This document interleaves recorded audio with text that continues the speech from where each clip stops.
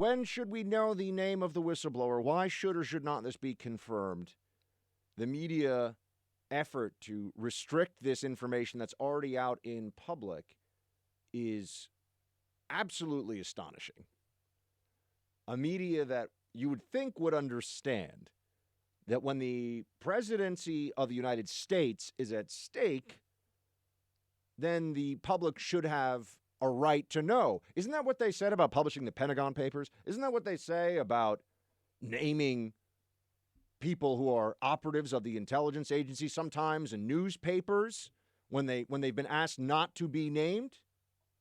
Isn't this something that we all understand? The press will just decide, oh, we're going to talk about that classified program. We're going to write about this person and put them in jeopardy.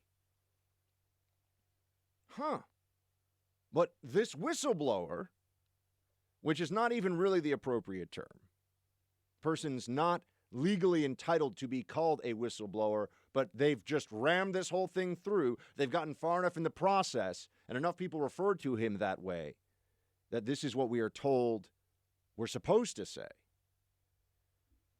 But you'd think that the press would understand that this really matters, that the motivations of a person who is not a whistleblower but who has called out a question of politics involving the president, but has tried to weaponize the apparatus of the federal government against a sitting president and cloak himself in the laws by expanding the meaning of plain statute beyond what they were ever intended to do.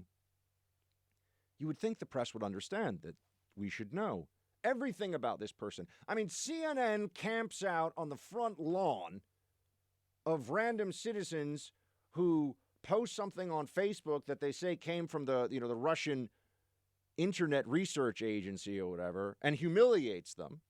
CNN threatens to dox people, to expose private citizens who make memes that CNN doesn't like.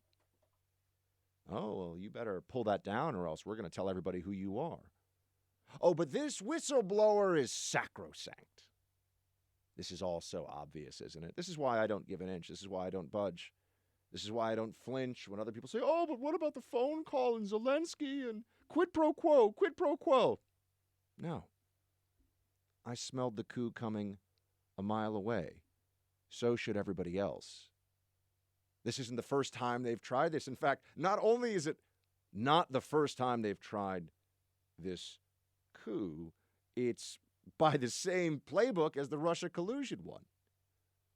Stir up a bunch of nonsense, do it from hidden positions within the government, try to hide the truth from the public as long as possible, create a narrative that you cannot prove because it is a lie about the President of the United States. And then the moment the people start to figure out what's really going on, claim process violations, claim that obstruction is occurring, claim that there's some tenet of democracy that isn't being respected by the president fighting back against this nonsense. I smelled the coup coming a mile away, and I know you did too. And now they're upset about it. I think many in the media are feeling like, uh-oh, this isn't going to work the way we had planned it to. This isn't going to be the situation that we had hoped it would be, that we finally were going to nail the president, even if they couldn't remove him via Senate two-thirds majority vote after a Senate trial, that at least the president would be limping into the 2020 re-election fight after an impeachment battle that he had lost. That's the plan. I don't think that's going to happen anymore. On the upside, it means that the coup has failed. On the downside, I would not look to see the mental health of the libs improve in 2020 as a general rule. I think they're only going to get crazier.